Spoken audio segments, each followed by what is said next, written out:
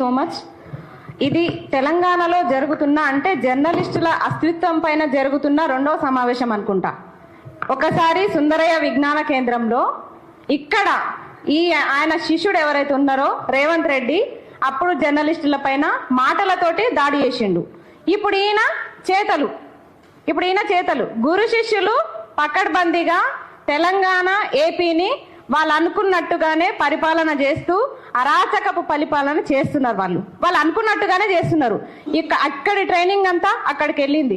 అసలు చిన్నప్పుడు ఒక పోయం చదువుకున్నాం, ఎల్లో ఎల్లో దట్టి ఫెల్లో అని.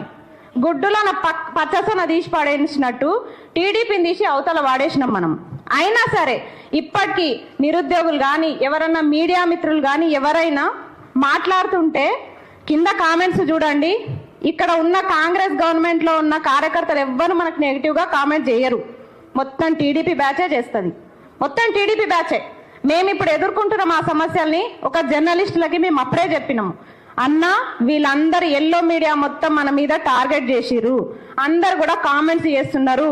ఇక్కడ కేవలం జర్నలిస్టులకే కాదు, విద్యార్థులకైనా నిరుద్యోగులకైనా ఎవరెవరైతే ఉద్యమకారులు ఉన్నారో వాళ్ళందరూ మాట్లాడే ప్రయత్నం చేస్తుంటే కింద కామెంట్స్ చేస్తారు. మొత్తం టీడీపీ బ్యాచే. అసలు ఇక్కడ నిజంగా గెలిచింది కాంగ్రెస్ ప్రభుత్వమా లేకపోతే టీడీపీ ప్రభుత్వమా? నీకు నీ గురువు పైన అంత అభిమానం ఉంటే అక్కడ వెళ్ళిపో, ఏపీకి వెళ్ళిపో. ఇక్కడ ఎందుకు మా మీద తెలంగాణ ఏర్పాటు చేసుకున్నారు? ఎందుకు? నిజంగా ఇక్కడ ఏపీ సీఎం చంద్రబాబు నాయుడు గారు గమనించాలి. నిజంగా మీకు వయసు అయిపోయి మరి రక్త కణాలు పనిచేస్తలేవా? నిజంగా ఎర్ర రక్త కణాలు పనిచేస్తున్నాయా? మీలో ప్రవహించేది ఎర్ర రక్తమేనా లేక బొద్దింక లెక్క తెర్ర రక్తం ప్రవహిస్తుందా? సరే, ఆయనకంటే వయసు మీద పడ్డది, ఆయనకంటే సోయి లేదు. ఇంత థర్డ్ డిగ్రీ చేసి తెలంగాణ వాసిని ఇబ్బంది పెడుతున్నా సీఎం స్పందించలేదు కదా. మరి డిప్యూటీ సీఎం అయినా పోని ఈయన పవన్ కళ్యాణ్ గారు పెద్ద పెద్ద మాటలు మాట్లాడతారు, స్పీచ్లు ఇస్తారు. ఇక మీరు నిజంగా నిజ జీవితంలో కూడా యాక్టింగే చేస్తున్నారు. మీరు నిజ జీవితంలో కూడా మీకు కూడా మీరు వానపాము అయిపోయారు. మొత్తానికి మీ లోపల కూడా ఎర్ర రక్త కణాలు పనిచేస్తలేవు. అసలు బొద్దింక లెక్క వానపాము లెక్క మీరు పాకుకుంటూ మీ రక్త కణాలు పనిచేయకుండా మరి తెల్ల రక్తం ప్రవహిస్తుందా, హిమోగ్లోబిన్ ఉందా లేదా ఒకసారి చూసుకోండి. ఇంత ఘోరమ్మా. తెలంగాణ వాసులము ఇంత రగిలిపోతున్నాము.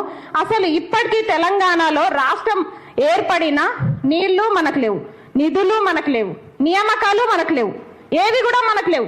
అన్ని ఇప్పటికీ రాష్ట్రాన్ని తెలంగాణ రాష్ట్రాన్ని పేరుకే ఏర్పాటు చేసుకున్నాం. ఇప్పటికీ కూడా వాళ్ళ పెత్తనమే ఇక్కడ నడుస్తుంది. ఇక ఎవరిని నమ్మాలి? ఏ రాజకీయ నాయకుడిని నమ్మాలి? పేరుకే రేవంత్ రెడ్డి కాంగ్రెస్ పార్టీ ఒక హస్తం గుర్తు జెండా వేసుకొని కండువ వేసుకొని తిరుగుతున్నాడు తప్ప ఆయన పోలికలు మొత్తం, ఆయన చేసే పరిపాలన మొత్తం టీడీపీ పరిపాలన. కాబట్టి జర్నలిస్టుల పైన ఎవరైనా, నిరుద్యోగుల పైన, ఈ ఉద్యమకారుల పైన ఎవరైనా సరే ఇలాంటి దాడులకు కానీ మీరు ఇచ్చేస్తే మాత్రం మర్యాదగా ఉండదని చెప్పేసి మేము హెచ్చరిస్తున్నాం. ఇంకొకటి ఏంటంటే ఇక్కడ ఇంకొక మాట, మేము మా మహిళల గురించి కూడా మేము ప్రశ్నిస్తున్నాం.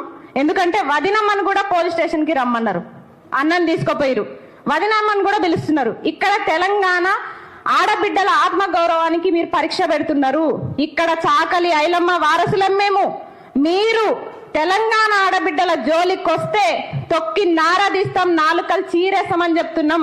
మీరు ఇతరుల భార్యల్ని మీరు స్టేషన్లకు రప్పిస్తే మరి చంద్రబాబు నాయుడు గారు అదే అసెంబ్లీలో మీ భార్య గురించి ఒక మాట ప్రతిపక్షం వాళ్ళు మాట్లాడితే అంత ముసలోలైన మీరే ఎక్కెక్కి ఏడ్చిండు ఆయన. ఆ రోజు మా అందరికి గుర్తుంది. అదే పవన్ కళ్యాణ్ గారు 3 పిల్లలు ఉన్నారంటే ఈ పిల్లల గురించి ఎవరు మాట్లాడొద్దు. మరి ఇతరుల భార్యలు వాళ్ళకి గౌరవాలు ఉండవా? మీరు సీఎం డిప్యూటీ సీఎం అయినంత మాత్రాన మీకు మాత్రమే కుటుంబాలు ఉంటాయా? ఇతరుల కుటుంబాల గురించి చులకన చేసి మాట్లాడే రైట్స్ మీకు లేవు.